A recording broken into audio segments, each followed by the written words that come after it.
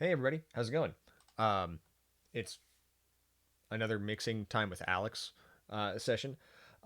So in this episode, we're going to talk all about the Cubase channel strip. I got an email asking if I ever really used it for mixing, and my answer is no.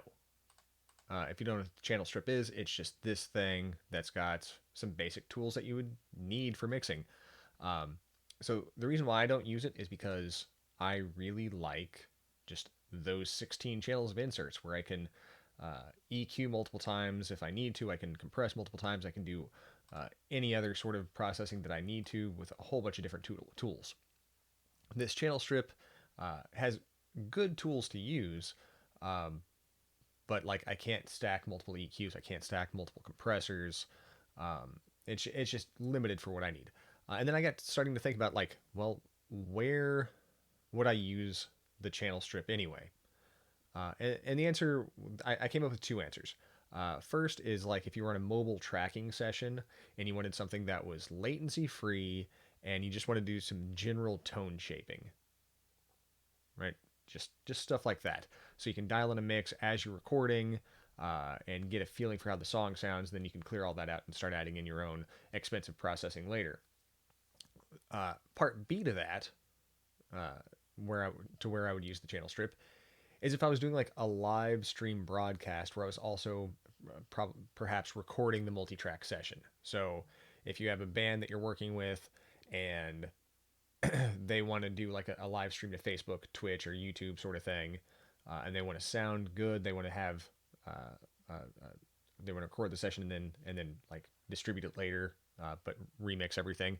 Uh, that's where I would start with this channel strip. So today we have a session that I recorded a couple of years ago. It's not one of those free Cambridge multi-track things. This was by a band called the Dead Show Dealers, and I'll put links to all of their social media in the description. And this initially started out as a demo recording to like give to promoters and venues so that they can say, "This is what we sound like live. Here you go." Um, we recorded everything in the bass player's living room. We can see that there's tons of bleed everywhere. It was all tracked live together, aside from this harmonica, and that was the only overdub that we did, at least on this song. I think we have one or two songs where it's no overdubs whatsoever. It's just everybody playing live together in a room. Um, but yeah, it's just 14 tracks recorded all together. And I'll break down everything that we did and all the processing that we used. But if we were going to broadcast this live, like we were going to record this and stream it to YouTube or whatever, so that the audience can hear them playing their set, I'm going to dial in a mix using the channel strip to show how I do it and how versatile it is and how actually useful it is, because it is useful. I just don't use it all that much in my workflow. So this was not tracked to a click. Here's our tempo map right up here, which I've mapped using that track right there. I believe I did that a long time ago. And I just went over to tempo detection and let it run its algorithm. And then I think I had to tweak a couple of spots. We're not going to use the tempo track here. I'm just going to pretend that it doesn't exist. And so I can't do timed delays or anything like that. But yeah, let's start digging into the track and see what kind of audio we have. So starting off with my kick, sounds like this.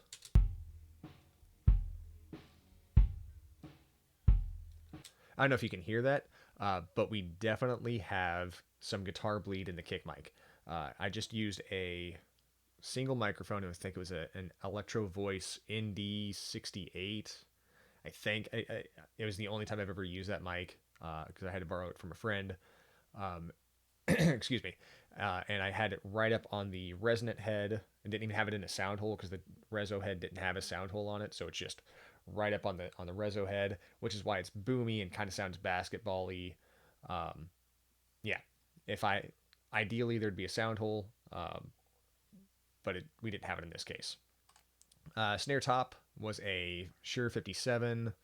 I didn't have a snare bottom, and I just pointed it down to the snare on the snare. Pretty simple mic placement. Sounds Sounds like a snare. Cool. Our overheads. I'll get to the um, the tom mics in a second. But these are our overheads. They were Octava MK012 microphones in an XY configuration.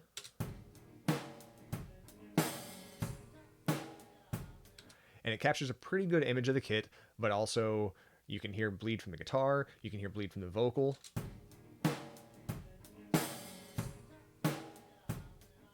Yeah. But yeah, that's the dude's living room. There's no treatment on the walls. We got a couple of sheets of plywood and angled them behind the drummer a little bit, just so we could get some non-early reflections bouncing into the microphones. But you know, it was all pretty minimal. The toms were, let's see, they were the Sennheiser 609s or 906s. It was the ones that look like a mini ping pong paddle.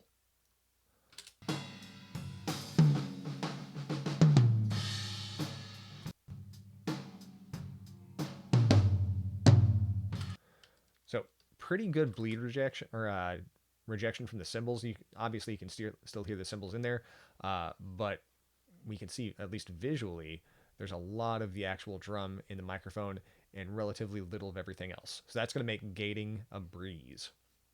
And then here's our room mics, which were a pair of Cascade Fathead ribbon mics in a Blumline pattern. So one mic points this way, the other mic points that way, and they're just right on top of each other. And it captures a nice stereo image of the entire room. And so this is what the living room sounds like with everybody playing and singing in there.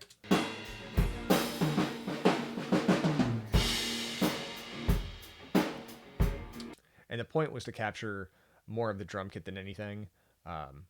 The only other things that you'll hear in it are this guitar and the vocal. The bass was recorded DI from the amp, which we'll listen to, like this. That was just a DI straight from a Sans amp rack mount unit. And then this lead guitar was had a cabinet posted in the other room that was mic'd up with, I think, an SE Electronics V7, I believe. It's been a while. It's been a couple years.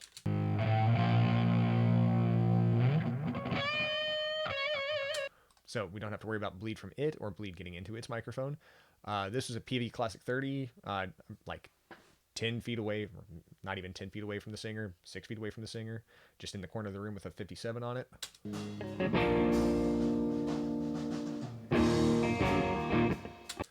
So both those microphones are a little dark. This one's got some bleed in it. We'll have to worry about that. And then here's the vocal microphone. Go on and light that match. I'm too far in between. And that was Robert mic'd up with a Shure 57. He was right up on it.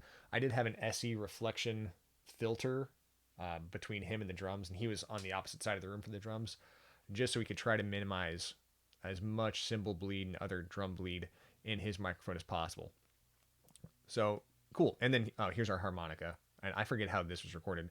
I don't know if we used the same vocal chain or if he had like one of those green bullets plugged into an amp and we mic'd up the amp. I forget.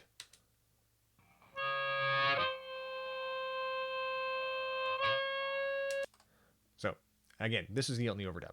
So now I'm going to treat all of this like we're recording it live, everything together. And let's start first thing just by getting some levels. And actually, before we even do that, I want to group these. All drums. There we go. And then mute, mute, mute. Nope, nope, nope. Because first thing I really, really want to do is check phase on everything. So I'm going to open up my big window and let's talk overheads. So those are in phase. I hope they would be because their capsules are right next to each other. Let's check it against the snare.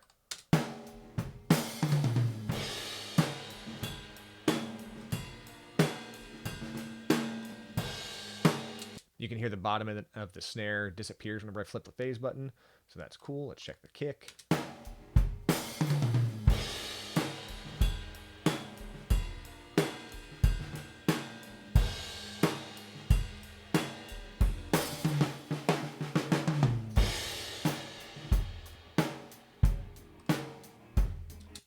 I like the phase flipped on the kick. Okay, I'm going to test my toms against my snare.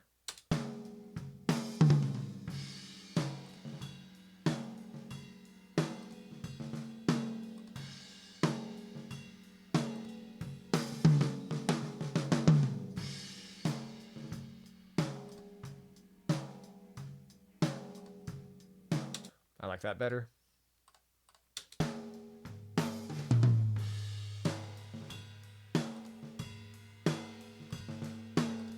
I like that better.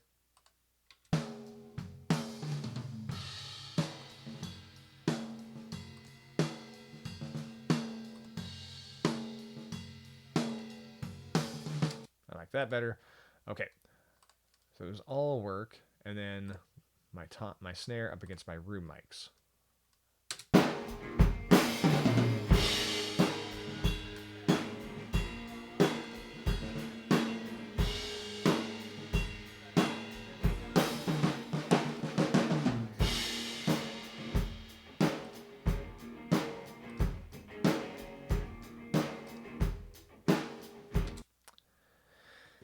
Oh man, I don't know. That's a tough one. I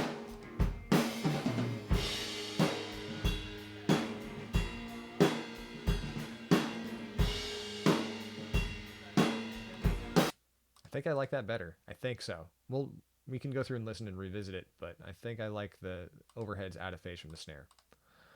So let's listen to all drums. Oh, and the other thing I want to do, sorry, whenever you deal with a lot of microphones, you have to deal with a lot of checking phase relationships with other sources. So I'm going to check my snare up against my guitar real quick.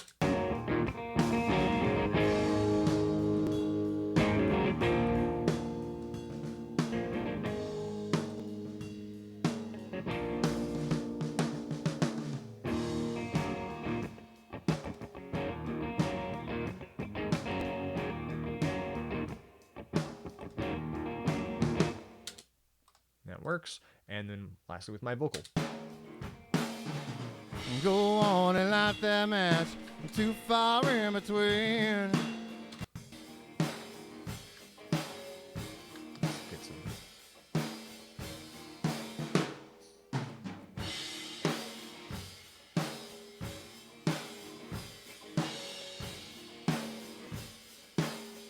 I think I like that better. Again, we can all come back and revisit this later on. So here's the other thing I want to listen for. In my overheads, I want to listen to where bleed is positioned. So one thing I notice in my left ear, I have my guitar.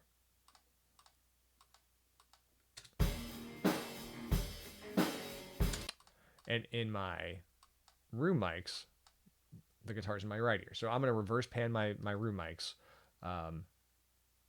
so that my guitar stays in my left ear. And then I want to figure out how my drums are going to be panned, which we may not really get a solid feel for because an XY pattern overhead doesn't give you a really great stereo image. Right? Everything just kind of feels centered. Ideally, going back, I would have liked to do a space pair or at least like an ORTF to give it a little bit more width on the drums, but whatever. So let's go back to my drums. So I hear a tom over here, and then I hear a tom over here for those first two. So I'm going to put you like right there, and then you right there. And then let's see where my floor tom is. This floor tom is pretty centered, but I don't like that. So I'm just going to put it out there.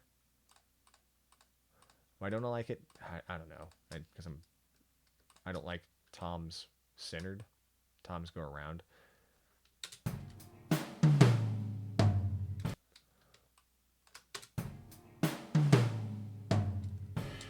Okay. That's pretty good. Now let's get some balances going for everything.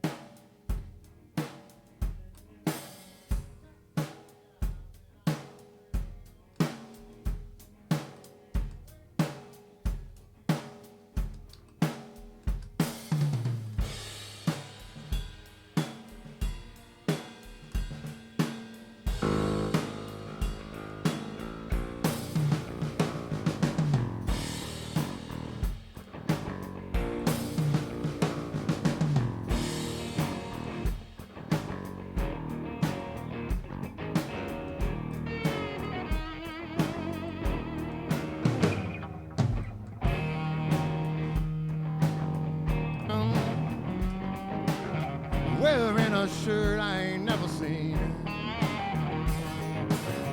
Washing my eyes with kerosene. Selling my soul in New Orleans. Go on and light that match. I'm too far in between. No need to bring me back. I think I'll just stay dead in New Orleans.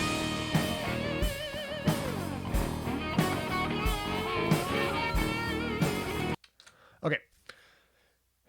So I got a rough balance going.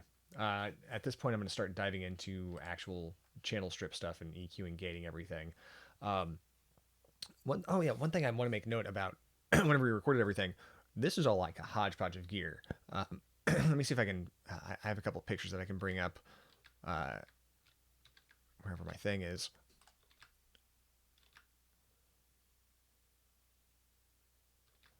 Okay. Anyways, sorry about that. Here's the actual recording rig for this session. That hodgepodge of nonsense. So we've got a PreSonus Studio 192 right there, being light piped together with this Apogee AD16 analog to digital converter. Uh, um, that AD is getting fed with just the preamp outputs of this Motu and this 6176 from Universal Audio. Um, the vocals are connected to this guy, not going in through the compressor. Well, not being compressed, but going through there. All the drums and the bass were going through here. The room mics and the guitars were going through here just for extra preamps, and that's how everything was tracked. So again, a hodgepodge of borrowed gear, which was a lot of fun. And this is my vocal mic right here. SM7, Shield. You can see my PV Classic 30 with the 57 on it. It's right there. And then the drum setup. Very, very simple. These mics ultimately got replaced. This was taken, I think, the day before, and these mics just weren't cutting it, and so I borrowed a couple other mics. That was a lead guitar amp, and the cabinet was in this room back there. So, seriously, a living room. But I think it sounds pretty decent for a living room. More than decent for a living room. We were actually all really happy with this, and the band was so happy that they wound up releasing an EP from this demo recording, and then we remixed it again for their album release. So let's start to mix. So we got my kick drum first, and on this one, I'm just going to start gating it right off the bat because I want as little bleed as possible. So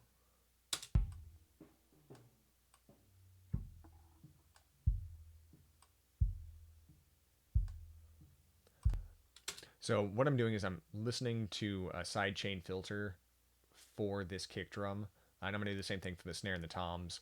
But basically, I'm listening for where the kick hits, and using that to like narrow the band, so only the kick is going to trigger, or only the sound of the kick tone is going to trigger this gate to operate.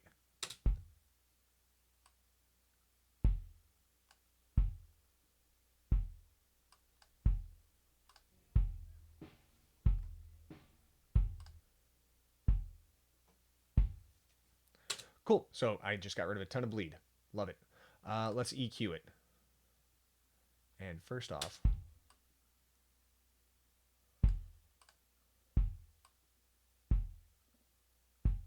let's dial out some of that super, super subby low end, because again, there's almost no top end on this.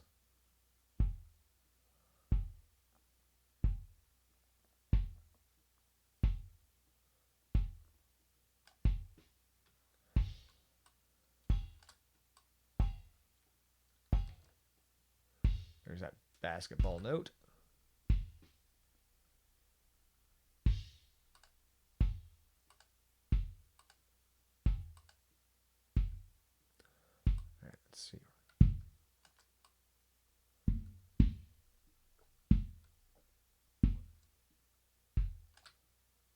Another one of those notes that I'm getting rid of. And then I want to do that. Like, I just want to take off a little bit of extra bottom end because there is so much low end this kick drum.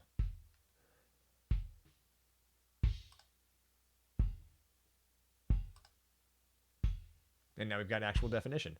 And let's just scoop off a little bit of top end. Okay, and let's compress. So with the compressor, we can pick which compressor we're going to use. I generally stick with the standard compressor, and then whenever I hit that E button, I can pop it out, and it looks like the normal compressor, the normal stock compressor. So my attack, I'm going to put you like right there, something like that, and we'll start dialing in compression.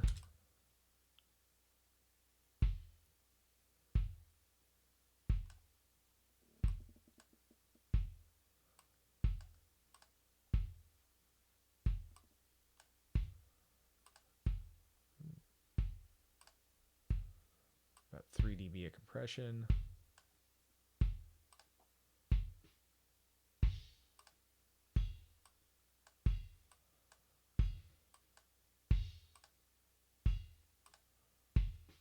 Cool. I like that. Then let's see, what else do we have in my channel strip? I've got a de-esser I don't need. I've also got an envelope shaper, which could be kind of cool. Maybe I'll take off some of the release time here, boost up some of the attack time, make it just a little bit sharper.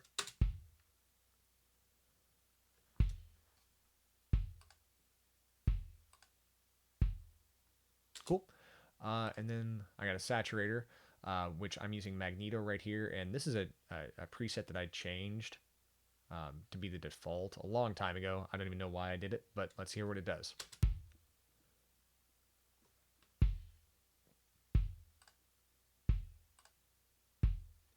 It just adds an extra little bit of splattiness to it. So before and after.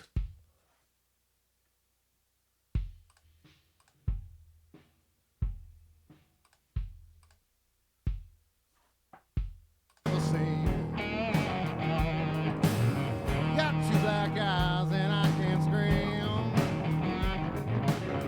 Waking up dead in New Orleans. Go on and light that match. Too far in between. No need to bring me back. I think I'll just stay dead in New Orleans.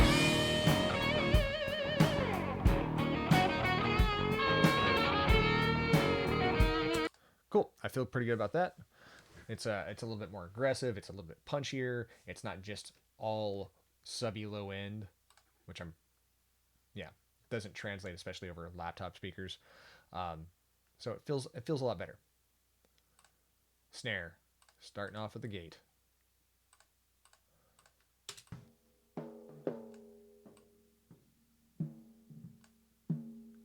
Let's see.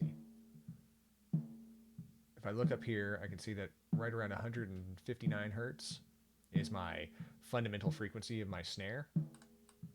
So first off, and I'm going to use that right about there.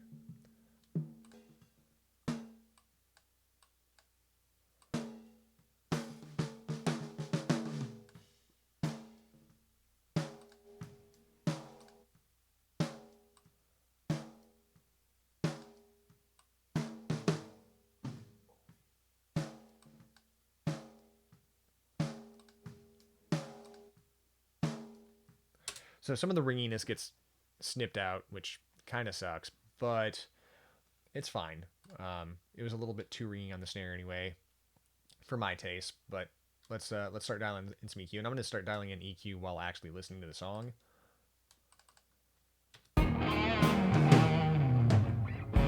Woke up dead in New Orleans, surrounded by folks I ain't never seen. Got two black eyes and I can't scream. Waking up dead in New Orleans. Go on and light that match. Too far in between.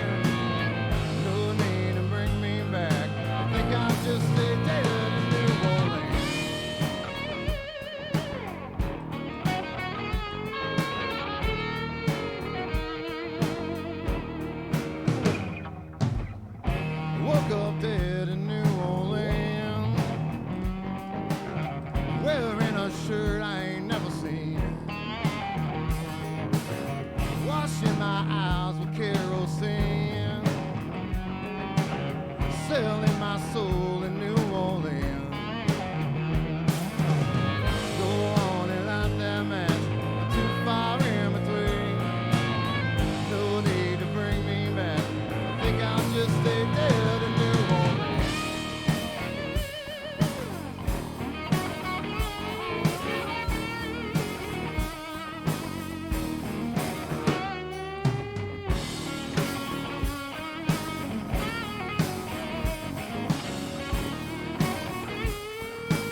Cool, that feels pretty good.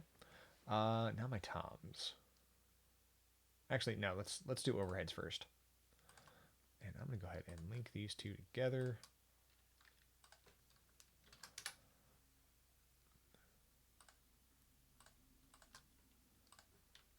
And these are gonna be my rooms. Cool, cool, cool.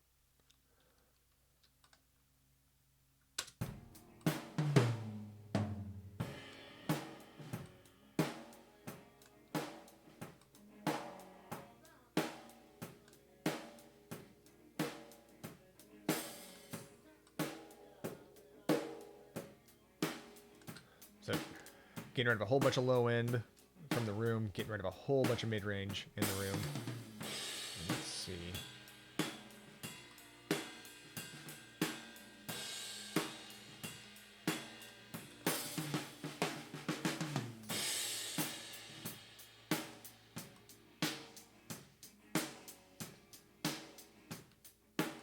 I'm going to scoop out a little bit of 5K, 6K because that's where some of those big cymbal hits come in and they get a little bit on the ears. So that's just going to smooth that out. Let's talk treble. No, I don't want the envelope shaper. I want the de-esser. I just want to make sure that my what's it? Hi-hat isn't just too overbearing, and the crash cymbals aren't too overbearing.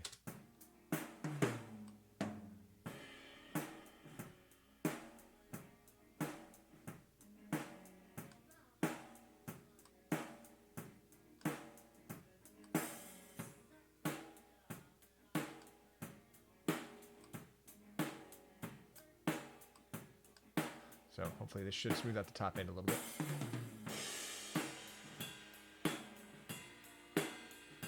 Okay, a little smoother. Cool. Let's see if my compression will do anything. I'm going to keep it on a low ratio, nice and smooth. No, actually, I'm going to do the complete opposite. I'm going to put it at a higher ratio, make it nice and faster, and I'm going to try to just kind of kill the snare drum in this.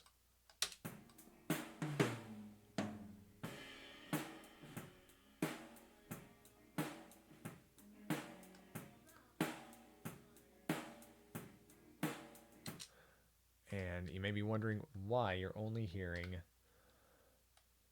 one side. There we go.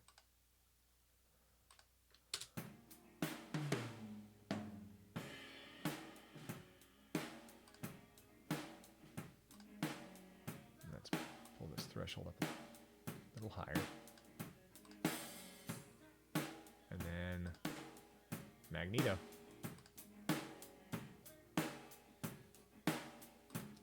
Cool, and let's fit that in with my kick and snare.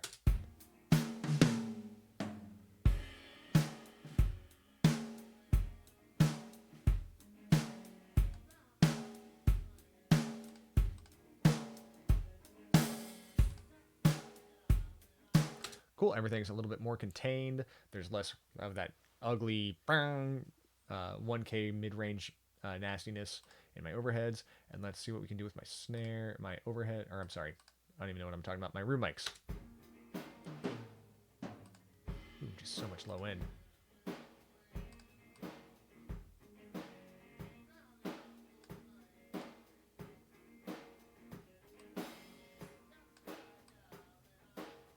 Just gonna get rid of the stuff that we don't need.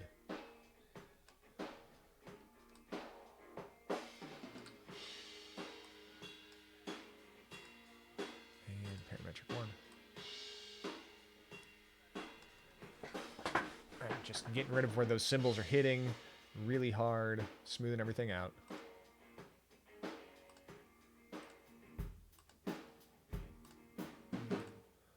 Okay, and And saturation. I always like a little saturation. And we'll hit this gate a little, or we'll hit this compressor a little bit.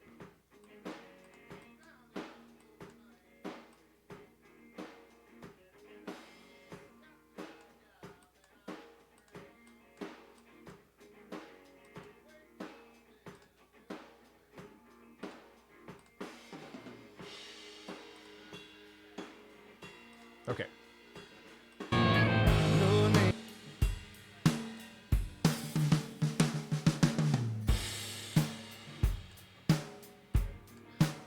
So those feel pretty good.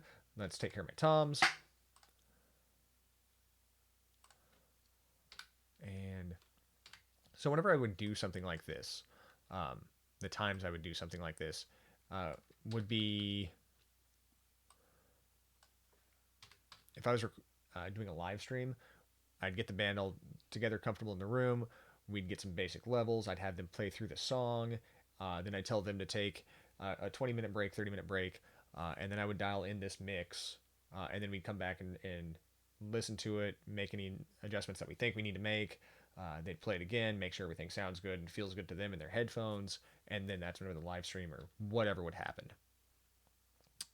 So let's listen to these toms.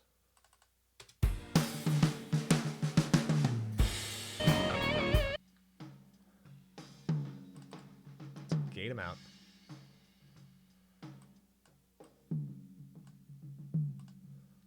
So right there is my peak, my resonant. That's about 145. Perfect.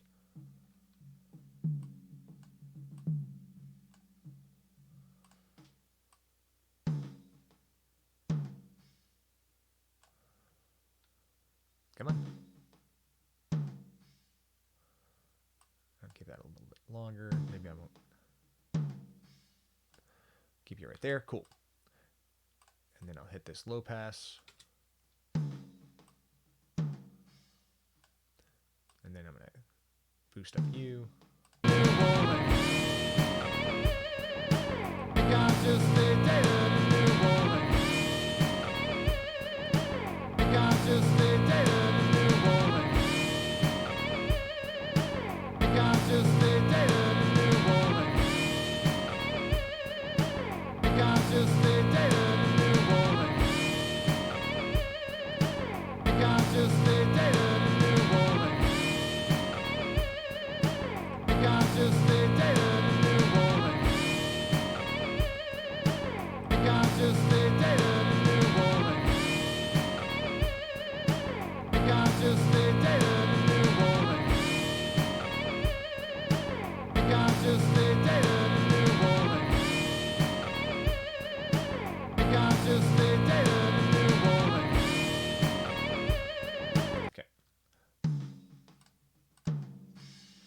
So that's my tom now.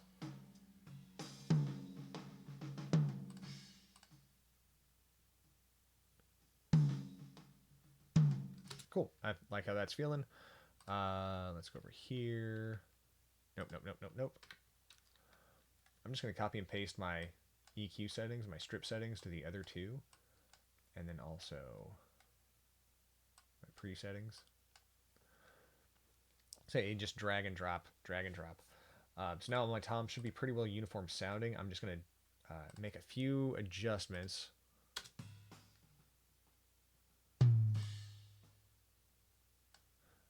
Basically moving that little point right there and moving my little point right down here. Because my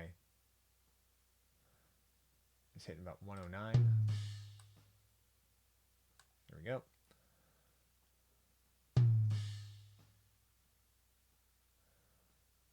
Cool. And then lastly, let's find this one.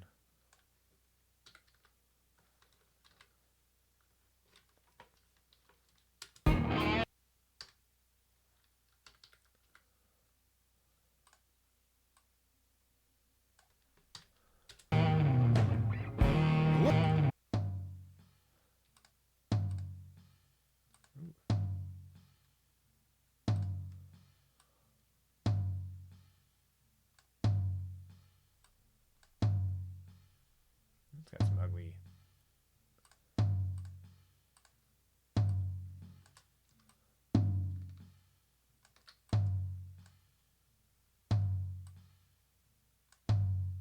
There we go. That's better.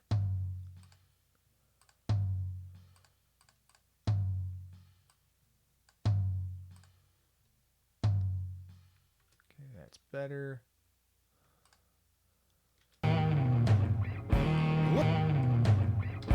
Woke up dead in New Orleans.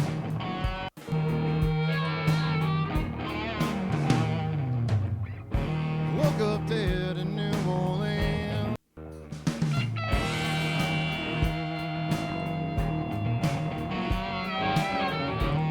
Feeling good. Woke up dead in New Orleans. Surrounded by folks I ain't never seen. Got two black eyes and I can't scream. Waking up dead in New Orleans. Go on and light that match. Too far in between. No need to bring me back. I think I'll just stay dead in New Orleans.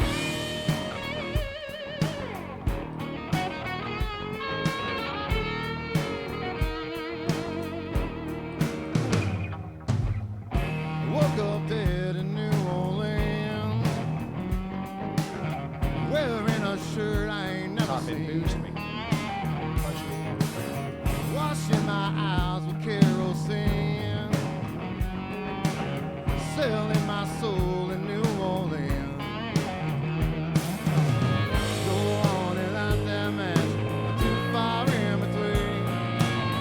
No need to bring me back. I think I'll just stay dead in New Orleans.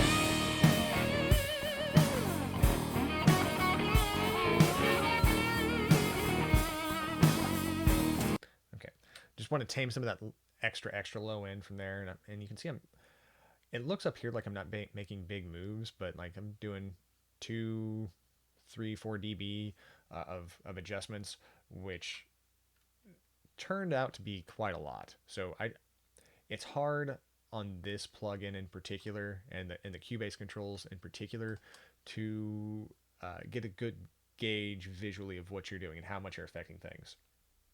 So always mix with your ears. Look at these numbers down here, because it's really easy to overdo with these Cubase visuals. I wish you could zoom in and change the adjustment scale. Maybe you can. Nope. Okay. And then Magneto.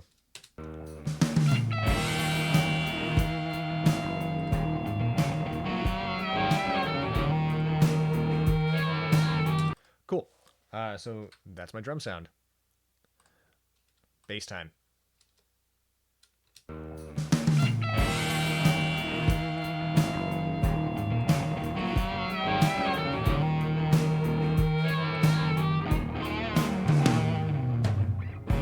Woke up dead in New Orleans.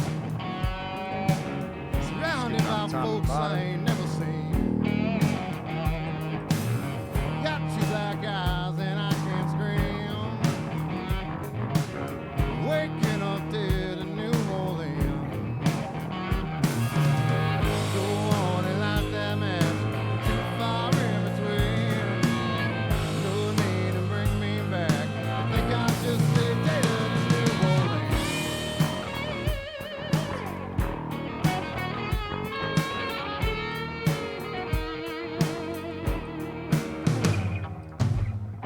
Woke up dead in New Orleans. Wearing a shirt I ain't never seen. Washing my eyes with kerosene. Selling my soul in New Orleans. Go on and light that match. Too far in between. No need to bring me back. I think I'll just stay dead. All right, so simple processing, not a whole lot to do on here. I guess I could maybe attach a limiter to it. The problem with the limiters is that these actually do add latency. So let's check out all of this. So right here, if I had latency going, you would see those numbers right down here. As soon as I, here's my bass, put on a limiter, brick wall limiter, I get a millisecond, which isn't much. I get it, it's not much, but I don't want to add anything. 2 milliseconds. Like I don't want to have to worry about any additional latency with these plugins. That's why I'm using them. So I'm not going to use any of those limiters. Cool, cool, cool. Okay.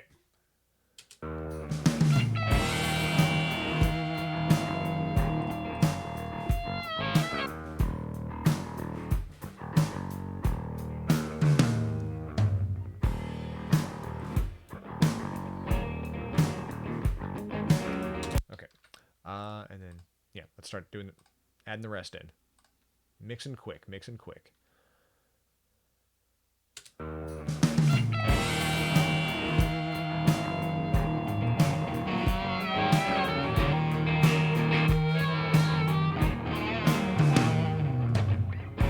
Woke up dead in New Orleans,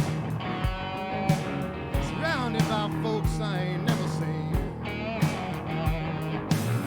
Got two black eyes and I can't scream. Waking up dead in New Orleans. No one in life that matters, too far in between. No need to bring me back. I think I'll just stay dead in New Orleans.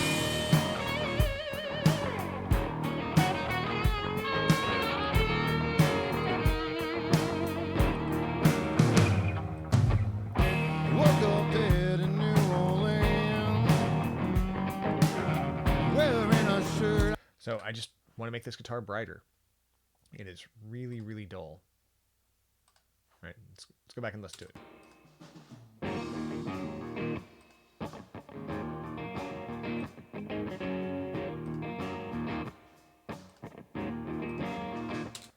All right, and that's just my fault for recording it not well. Why? Why, oh, why, oh, why has my camera died? Let's see if I can fix this real quick. I'm going to pause. Okay, I fixed my camera. Sorry. Where was I? Oh, yeah. So this guitar is just super dark. So I brightened it up. That may look like a ridiculous curve, and it is. I know, it is. But it's what I need to do. And then I didn't want to bring up this stupid harsh frequency right here. So that's why I am kind of scooping that out.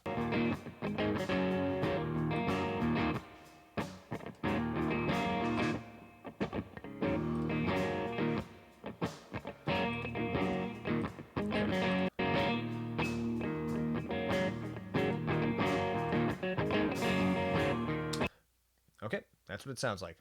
And it fits in a little bit better. Alright.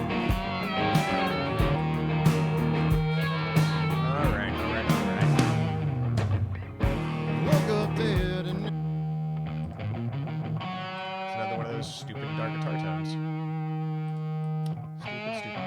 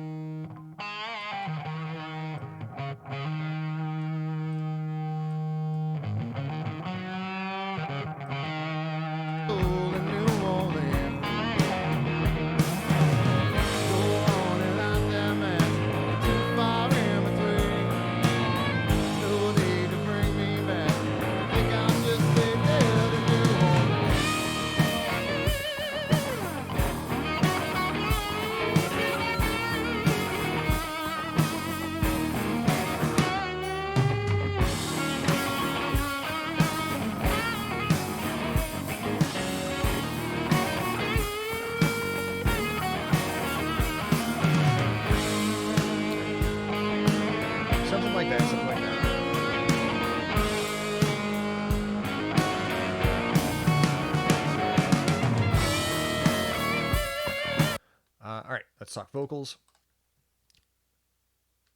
Vocals, there's, again, not a whole lot I'm going to do. I'm just going to cut out the low end crap. Maybe cut out some massive top end crap just to get rid of some extra cymbally sizzles. Get rid of some room tone. That's just all junk room tone. I woke up dead in New Orleans. Get rid of some nasally stuff. Surrounded by folks I ain't never seen. Give it a little bit. Got two black eyes and I can't scream. Waking up dead in New Orleans. Go on and light that match. I'm too far in between. No need to bring me back. I think I'll just stay dead in New Orleans. Okay. So EQ. Oh yeah, let's DS.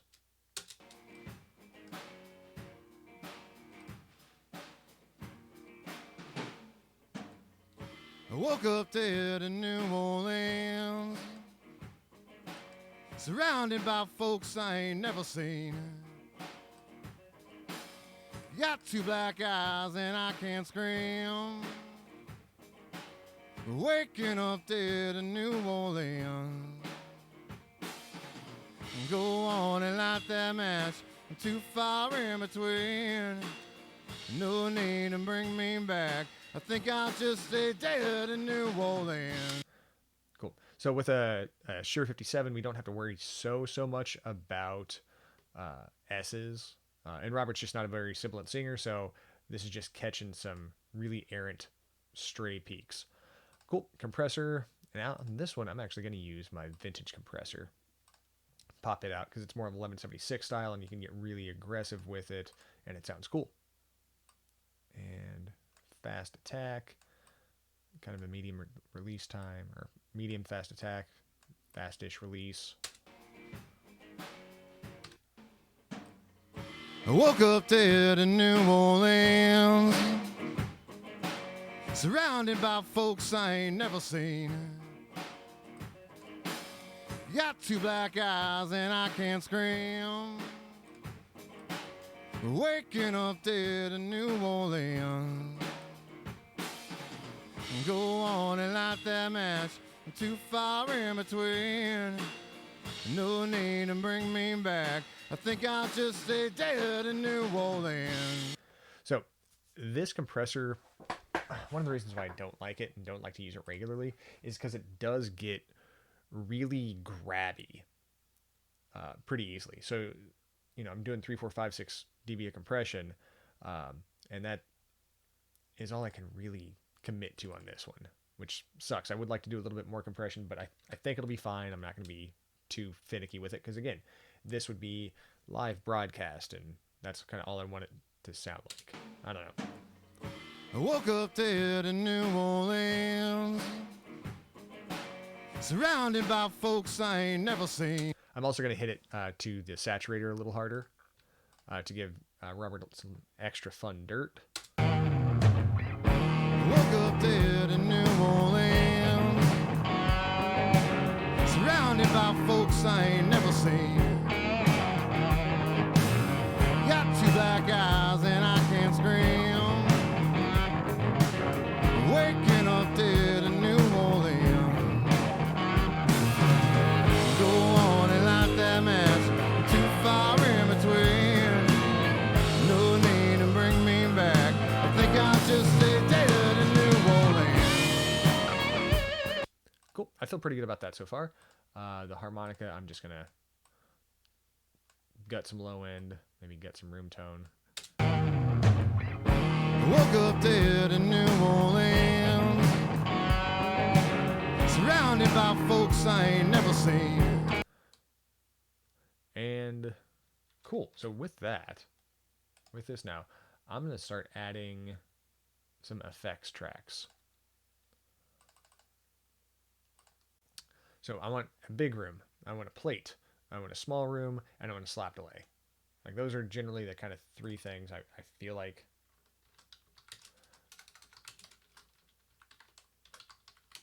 would be useful here. And Let's, and these are the only things that I'm going to use as inserts. So I'm going to use Valhalla Room as my big room, and I'm going to have it a pretty decent pre-delay and size. I'm just going to copy it over, and I'm going to shorten this up to be something like that, and a little bit smaller like that. And then my plate is going to be Seventh Heaven with their Sunset C plate, and my slap delay is going to be my stereo delay in Cubase. I'm going to have dial back the feedback, make it 100% wet, and then turn off sync modes. And my values are going to be something like that. So it's just a quick slap on one side, a quick slap on the other side. They're not perfectly synced, so it gives you a nice wide stereo image whenever you're listening for it. And I'm also going to put a small bit of room tone with it. And yeah, something like that. And then lastly, I'm going to filter it all out.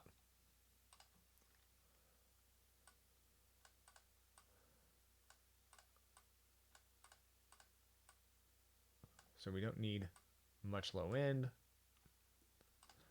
We don't need much top end. And now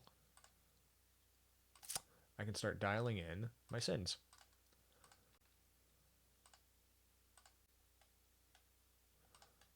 And plate. Nope.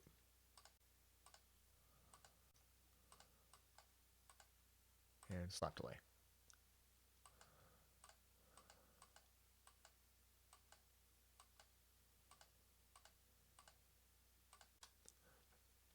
All right, so let's listen to Big Room. I woke up dead in New Orleans, surrounded by folks I ain't never seen. So just a touch. Got two black eyes and I can't scream. Waking up dead in New Orleans.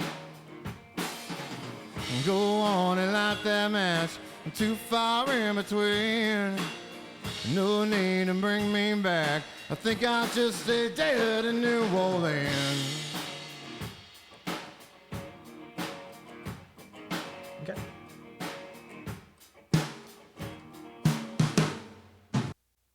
I woke up dead in New Orleans. Well,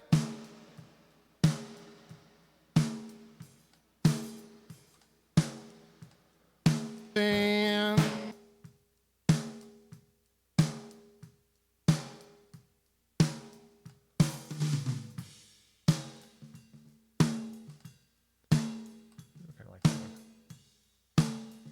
back.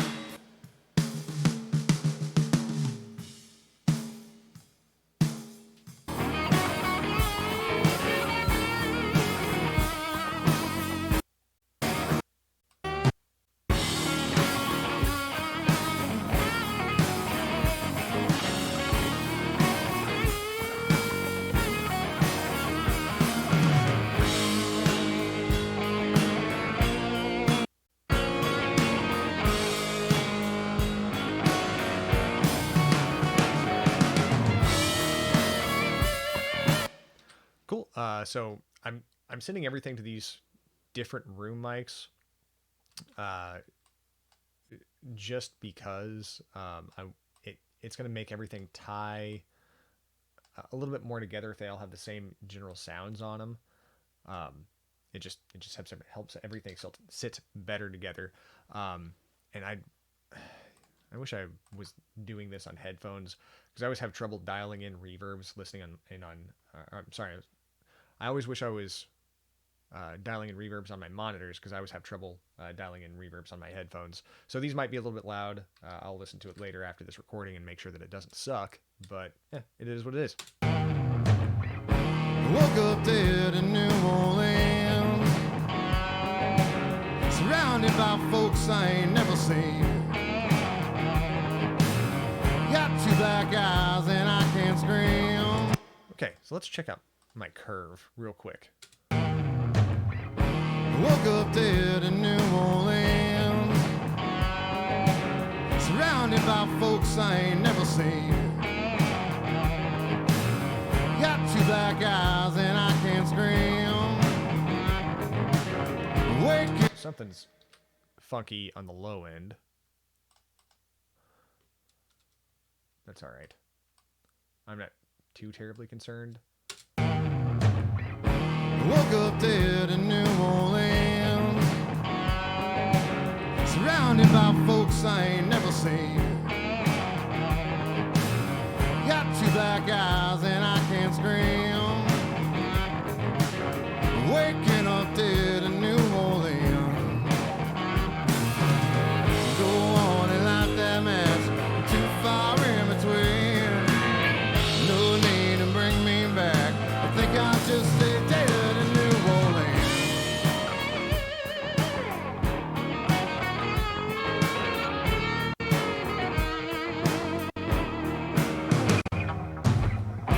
Woke up dead in New Orleans. Let's see. My master compressor is just gonna be my standard compressor, and I'm gonna do my excuse me, my SSL attack time. So 30 millisecond attack, 100 millisecond release. I don't know what that is. So I'm just gonna turn you off. I'm gonna put you over there. Woke up dead in New Orleans, surrounded by folks I ain't never seen. Got two black eyes and I can't scream. Waking up dead in New Orleans. Go on and light that match, too far in between.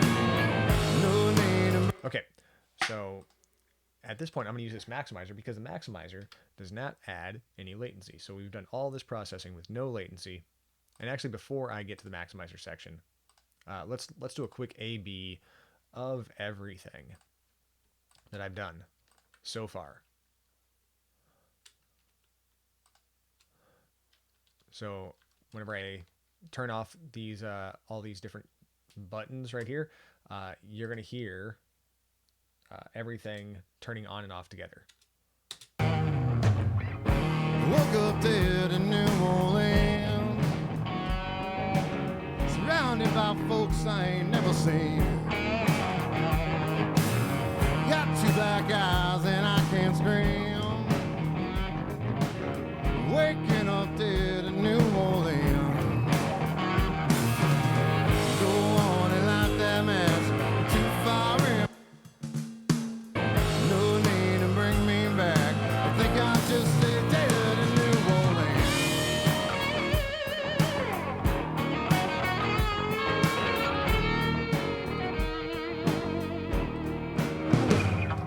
Cool. I like where that is. And now for the final piece, I'm going to master.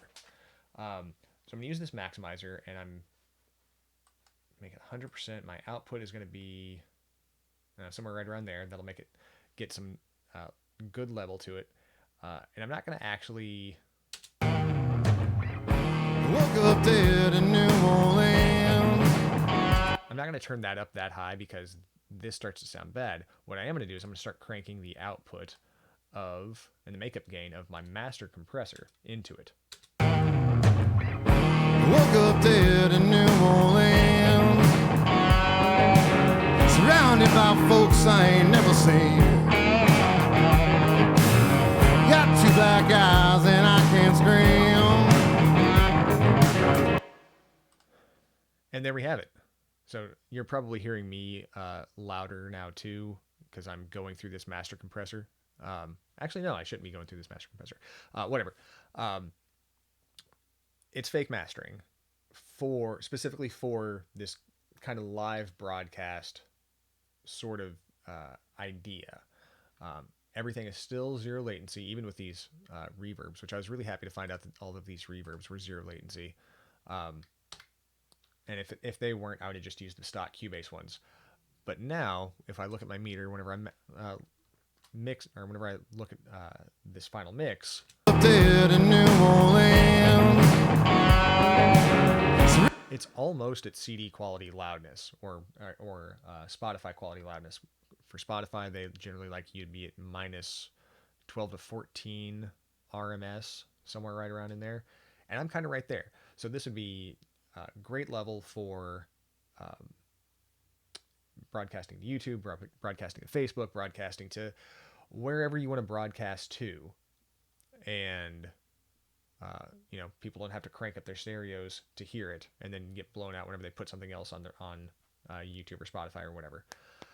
So with that, I'm gonna print this down. I'm gonna listen to this in my car, make any adjustments I need to make.